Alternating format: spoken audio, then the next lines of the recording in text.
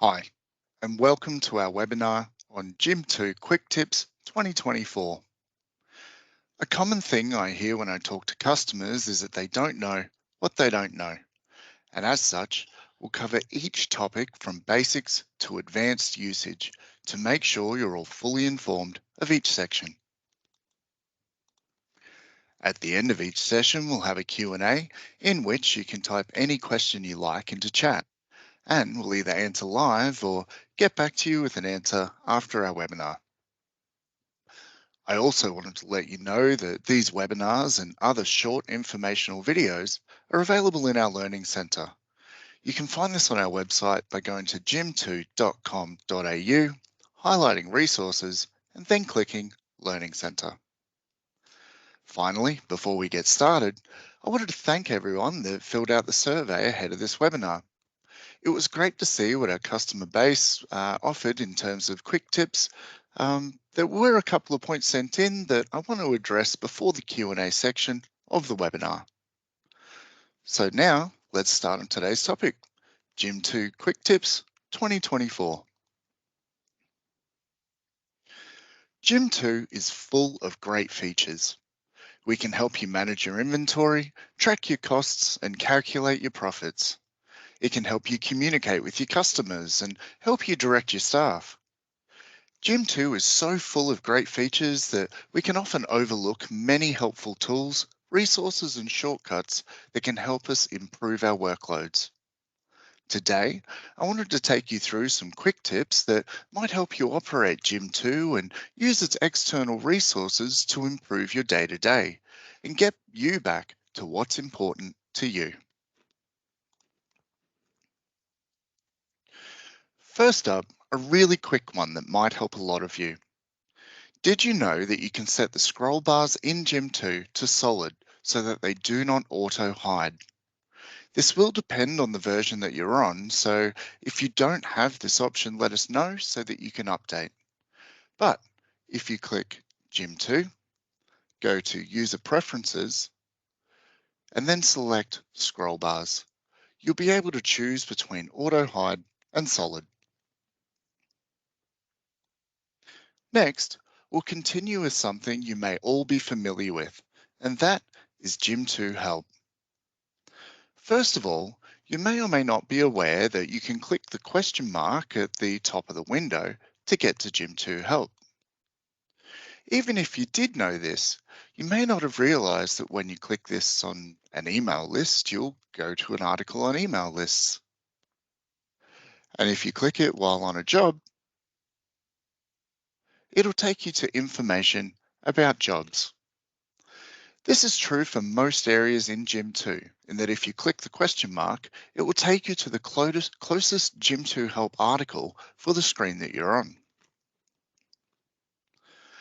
Now that we're on Jim2 Help, I wanted to show a few more things that might help you find what you're looking for. There is a navigation pane to the left of the screen, which is actually set out in a quite useful way. If we minimize the entries on the left-hand side, we can see that there are a number of headings that are set out to group topics together, which can help you find what you're looking for. For example, if I wanted to see what the different fields can do that are available in a stock grid on a job, I can go to Jim2 Functions, Jobs, and then select the article Job Stock Grid. In here, I'll find a table with all fields available in a stock grid on a job, so I can get the info that I'm looking for. At the very bottom of the article, there are quite a few links to other articles related to the article we're on. In this case, we can find a lot of links to other articles related to jobs. You'll notice at the top of the navigation pane, there are three icons. The first is the pane that we're on. The second is a keyword search, and the third is the article content search. If we move to the keyword search, we'll find alphanumeric entries that contain keywords. You can click and browse through these entries, or use the search field at the top to find pre-categorized terms that have been matched to articles. You can also tick or untick the box under the search field to set the search to check from the start of the keywords.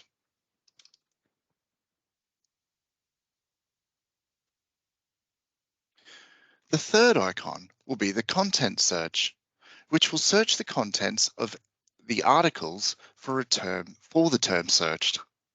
You can find this search to look for any words or all words, meaning that set to any words will use each word as individuals to find all of them in a help page, and all will pull the words together to search as a single term. Be aware that this search operates by finding the amount of times the search term is mentioned and then put in an order from most to least.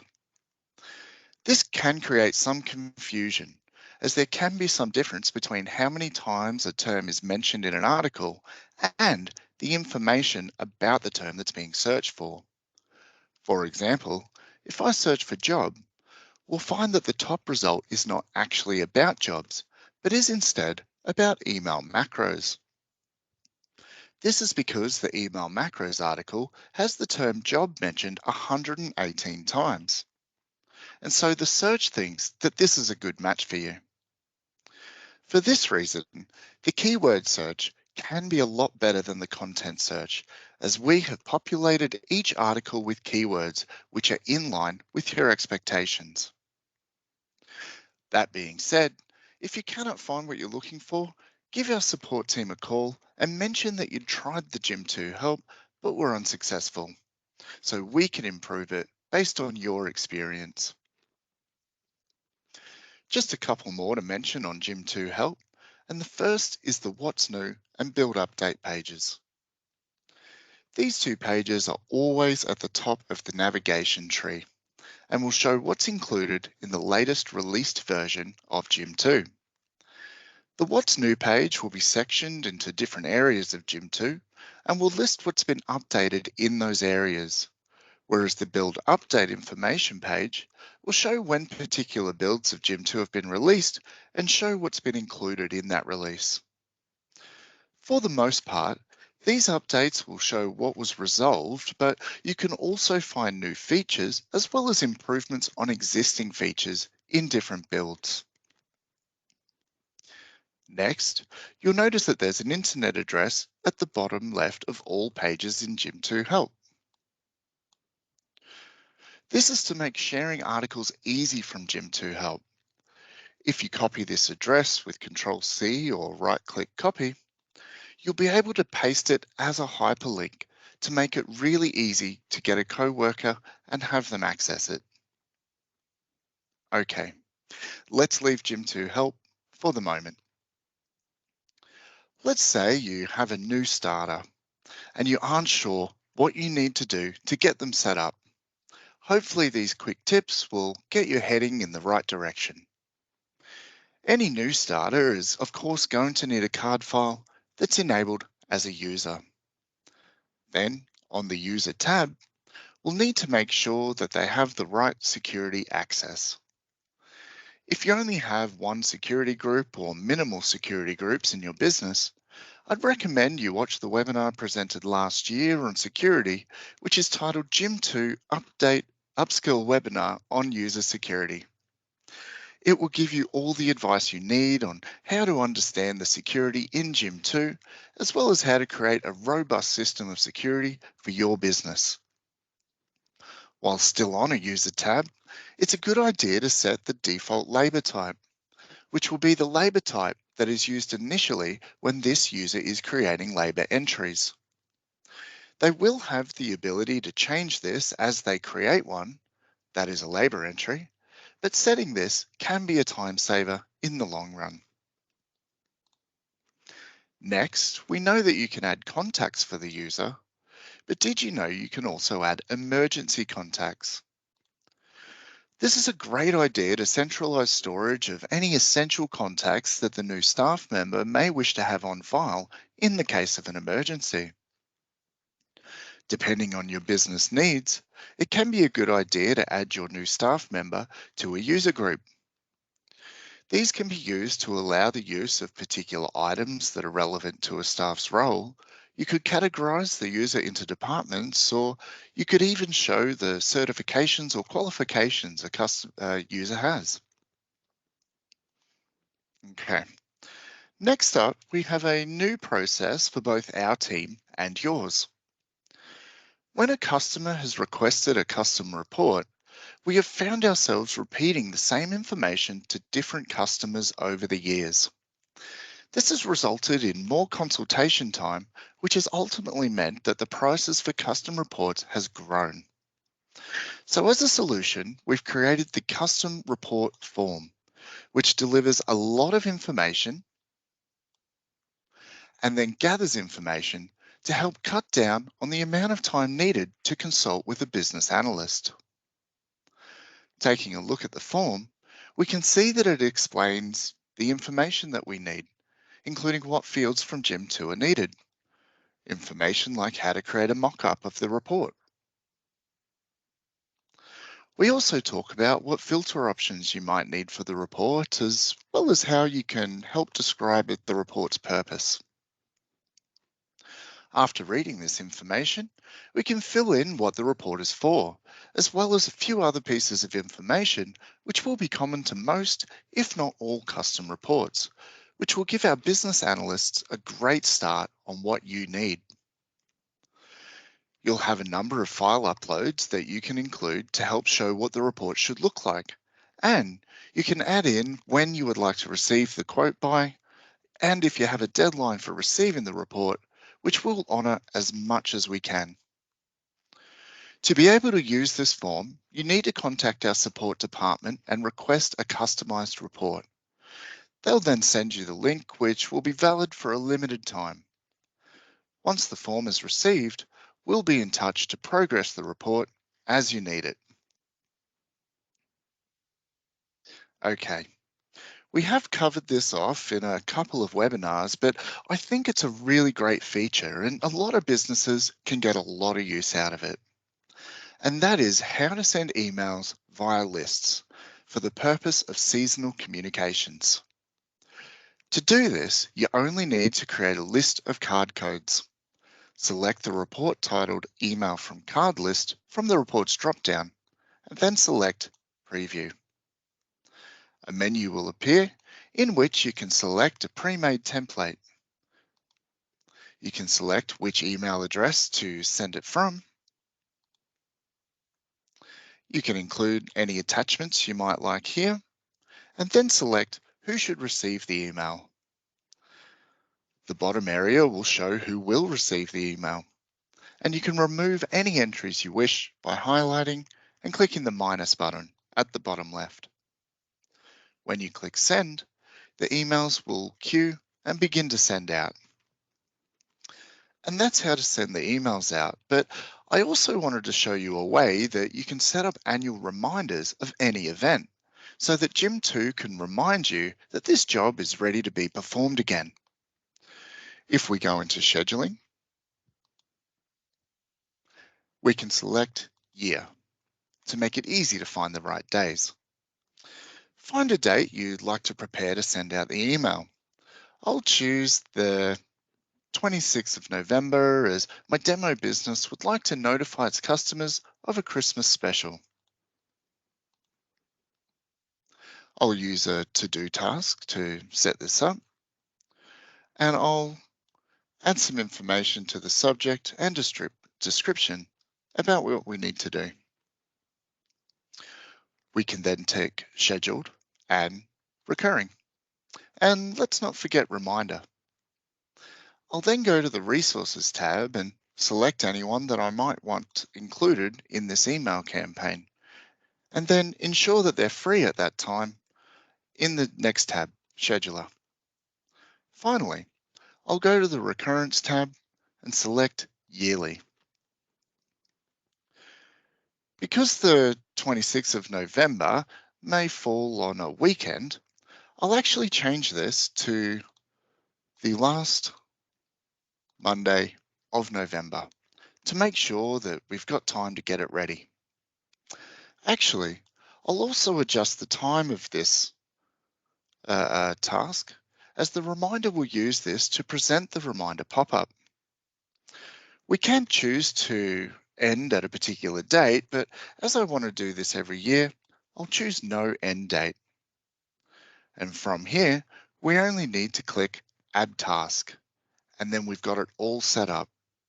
Every year, on the last Monday of November, we'll have a to-do task and a reminder that lets us know it's time to send the annual email campaign out for our Christmas sale. By using the reminders in scheduling in combination with the ease of sending out emails via lists, you can really make an impact on your customer communications. Speaking of emails though, I think we can show a few things that might help you organize your incoming work or requests. First up, I wanted to show an easy way to create jobs or quotes or even expense orders from emails. While in an email list, simply right-click the email and select Create. You'll have a list of selections available, which can easily create the objects in this list. I know that our support team uses this extensively, as we use Jim2 internally to manage any support jobs that are sent in. Any of you that have people working away from the office that incur expenses in the field may find this really helpful too, as you can ask your staff to take a photo of any receipts on their phones and then send it to your account's email address, which will need to be set up in Jim2. From there, you only need to right-click and then create expense order, and you have the receipt in Jim2 ready to be actioned. Next, I'll show you a really easy way to attach documents into Jim2 from emails. This can create an easy point of reference, as you won't need to dig through comments and emails in the future to help find that document that was attached to an email weeks or even months ago.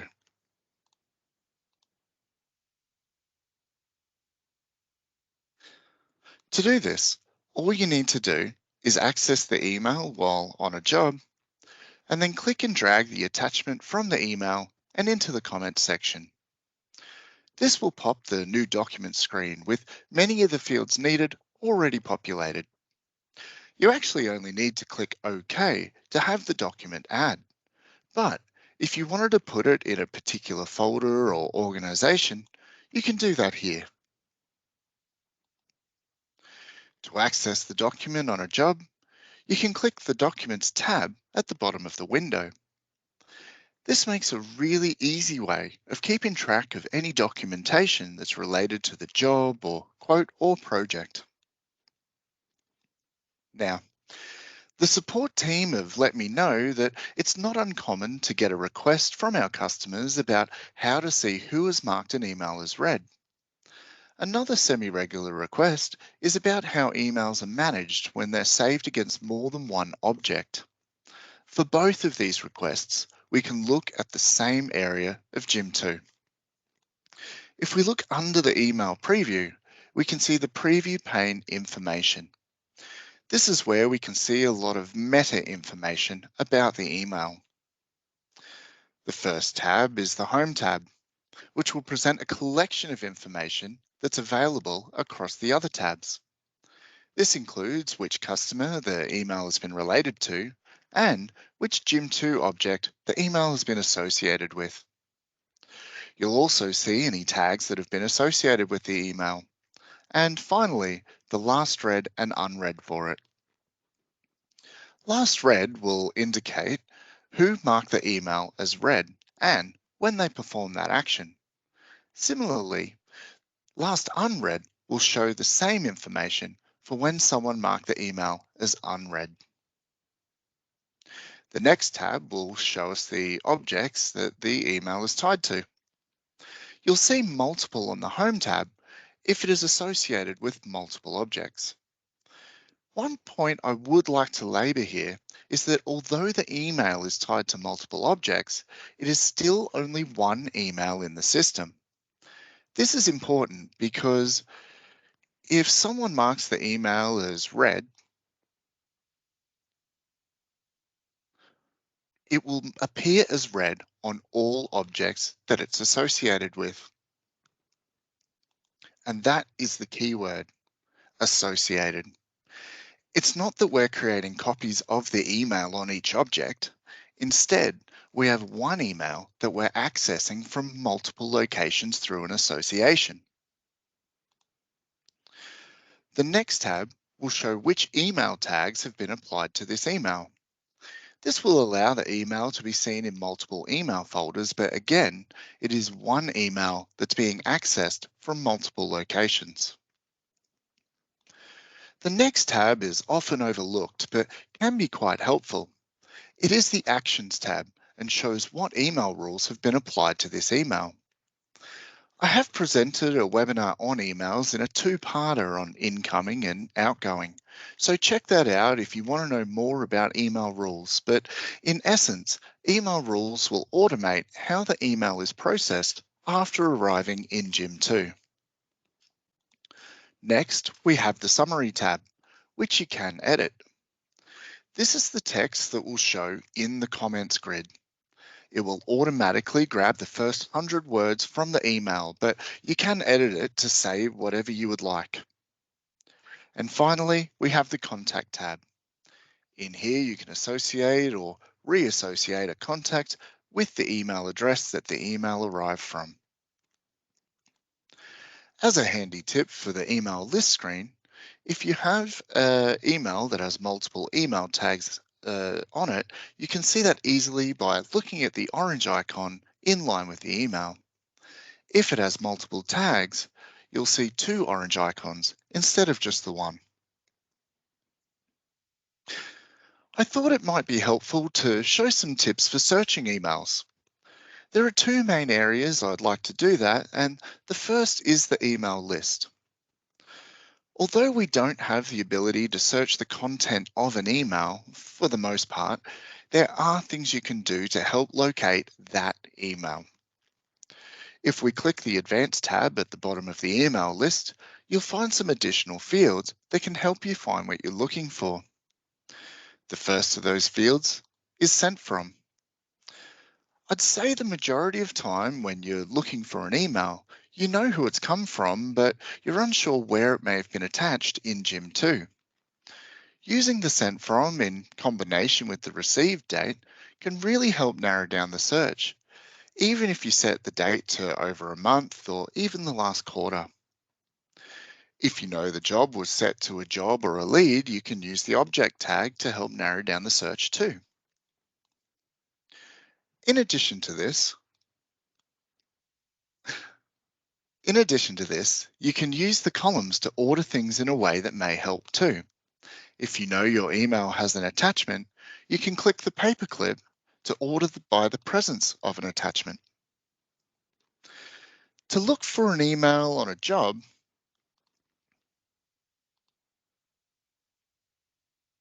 or other object, especially when it has lots of emails and comments associated with it, can be a bit tedious by scrolling. So then, on a job, you can use the summary of emails to search a portion of the email's content. It still won't be able to look through the entire body of the email, but if you push Control S, you'll bring up a search field, which will search all comments and summaries on a job. Another really handy feature that often gets missed is the filter option on the columns of an object. If you hover your mouse on the column heading, you'll notice a little filter icon in the top right of the field. If you click this, you can filter the column by anything that is listed in that field. This could be the presence of an attachment or even a date associated with the entry. I'm sure with these tips, you'll find what you're looking for in no time. Now, thank you thank you again to everyone that sent in a pre-webinar survey. There were some questions I'd like to address before we finish up. And for that, I'd like to ask Ian to give me a hand. Do we have Ian? We certainly do have Ian. Fantastic, thank you. Beck from KISS asks, what do other Jim2 users do when invoices don't match POs, so they're short shipped or I assume back ordered? Yeah, well, I'm reading this as I've received only 3/4 of the products that I had originally ordered, and as a result, you would fill in the quantities. If you are without a tax invoice at that point, you'd not only fill in the quantities that you actually received, but you'd move the status of the purchase order to receive status. A date will be required, which would be the date that you're actually receiving the goods. And then once that's saved, Jim's going to understand that you had some missing quantities. The circumstances could be that the missing quantities are still expected, and if they are, then you'll be able to create a backorder PO simply by accepting that. If, however, you think the goods won't turn up, you would cancel the process, stopping the backorder PO from being created. So if that's the case, always receive the quantity that you received as distinct from the quantity that either you had ordered, that, because that doesn't match, or sometimes we need to discuss the quantity they've actually invoiced you for. Once you get your second order, of course, the back orders are supplied, and the same thing applies. It could be that they didn't supply all of the back order either, so we just repeat the process. At some stage, you'll get to a point where everything's come in, and you can move your invoice or your purchase orders to finish, of course, and then the costs will roll in. Fantastic. Thank you for the question, Beck, and I hope that answers your question. Next, Renata from One Team asks, can you group together multiple purchase orders that have been included on a single vendor invoice? Well, I think the answer to this is a fairly simple one, in that you'd use the same invoice number on the multiple POs. So I understand again that you might have one invoice to cover back-ordered purchase orders in a certain circumstance. So thinking of our original suggestion that we just spoke about, we might have 2 or 3 POs. They're going to be subject to one invoice. You would simply put the same invoice number on each of those purchase orders. Now, in trade creditors, that will then show you that there are 3 lines for payment, 3 orders, 3 lines for payment, but they'll all be under the one invoice number. Fantastic. So that was the pre-webinar survey questions. Thank you everyone for attending today, and I'll open up to general Q&A now. Do we have any questions from the course of the webinar, or is there anything to add? I think, okay, Dean's just mentioned there are a lot of things without context-sensitive help. Not quite sure what that was in reference to or when that popped up, but hopefully these webinars are helping shed a little bit of light on things. I'm picking up where you're coming from, Dean. Sure, it's probably a really good opportunity actually to explain that we deal with Jim2 Help every day. We edit it every day. So as you start giving us information about things that are missing, and this can include exactly what you're saying, Dean, with context-sensitive help issues, where you think there's a topic and we should be able to go from that subject on the screen to that space in Jim2, then if you bring it to our attention, we'll look at putting the links in. The same goes, if I could just maybe ask your indulgence here, the same goes for something that isn't clear. So if you're looking at a Jim2 Help article and it's not helping you, please let us know, because we will review that and we'll remedy that. We have, as I said, a daily edit. So if we can catch it, the sooner we can, then the sooner we can get it in there for everybody to see. More than happy to take those suggestions, absolutely. Yeah, let us know if, and as I said about sorry, I misunderstood about the context sensitive help. I understand now, but even the keyword searches, things like that, that we can help you find what you're looking for, then let us know. Yeah. Claire asks, when you save a document against a job, can you search for that document in your document folders rather than have to search each job? And that is absolutely right. So you can go to your Documents tab. You can then use the search tools that are available to you from Documents. So if we Typically, do create document list, there is actually a search tab at the bottom, yes. which will work in much the same way as any other list from within Jim2, but for documents specifically. You can, of course, limit that to individual folders as well. Sorry to jump in there, Ian. I thought, oh, I know this one. That's thunder stealing. That's what I'm calling it. Yes, it is. I apologize. Not at all. We might give a few minutes for any other questions to come in. Ian, is there any recent, I'm not sure, either sort of topics that have come up recently that that might be of interest to our viewers? Our viewers, I'm loving this broadcast. Oh, they're Feeling. viewers, aren't they? Very good. I Look, I think that increasingly a number of our customers who are in this call would understand that we have different versions of Jim2 running at the moment. We're 4.3, 4.4, and 4.5. And as a result, we are continually putting more information out through our web pages. So in terms of that, I think one of the great places to go is to jim2.com.au and have a look at any additional information that the team is putting up there about either the update versions that we're doing or other pieces of information that might appear.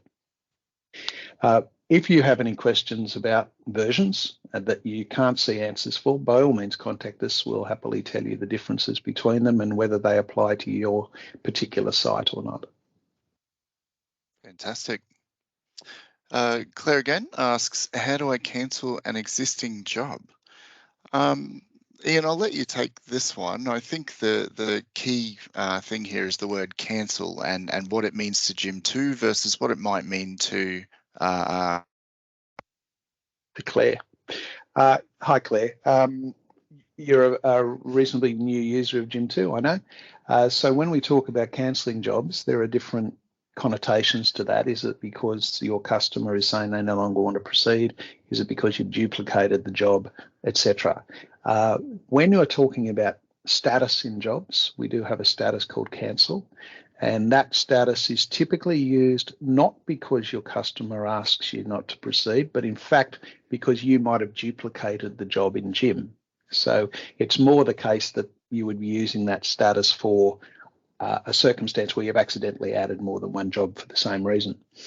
Otherwise, we're probably talking about finishing, docketing, invoicing jobs. And it might be an idea, Claire, for us to have a bit of a chat about that.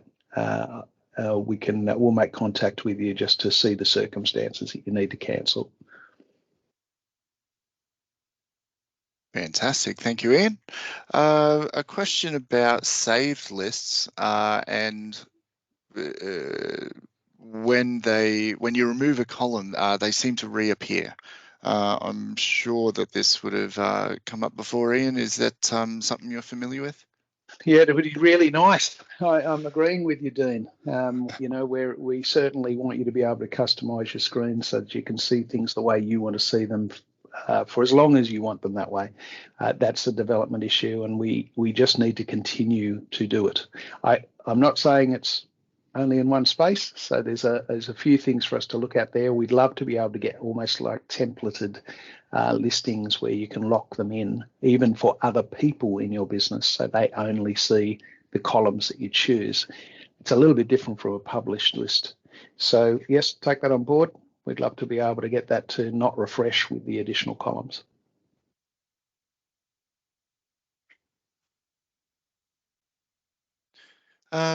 Chris is asking, follow up to Claire's question about cancelling. Thought I heard Ian say that you wouldn't use the status cancel if a customer decides not to proceed. What would be the recommended to use in this situation? Yeah, thanks, Chris. I think here in this case, we typically view it as the customer is deciding not to proceed. Because they're deciding not to proceed, a few things might come into play. For one, you may be charging them a fee, in which case you would need to finish that job and invoice the fee to the client. Another is that the work that you've done might be rework kind of job. I'm not sure of the scenario. So where you're going to cover the cost yourself, it's not a cancelled job. It's more that you're going to put the stock into it and you're either going to invoice it for zero or you're going to deal with it in some way with the client payment. It's a horses for courses, I'm afraid to say, but our view on cancel is that the cancel is because of an error. It's not because the client is saying cancel. As an example, Ian, I think we've discussed this in the past, that there may be labour hours and things that that have been entered on the job in the process of completing that. That if the customer then wants to cancel it, you still want to represent those labour hours in some way, whereas the status cancel would effectively stop them from being viewed. I think is that correct, Ian? Well, I think you're saying that a cancel status on a job means this thing never happened, and that's Right. clearly not the case where a customer has said don't proceed. So, yeah, I think that's the definition we'd like you to interpret here, Chris, and think about that in terms of your own workflows. Fantastic. We have time for a couple more if anything is burning on anyone's mind.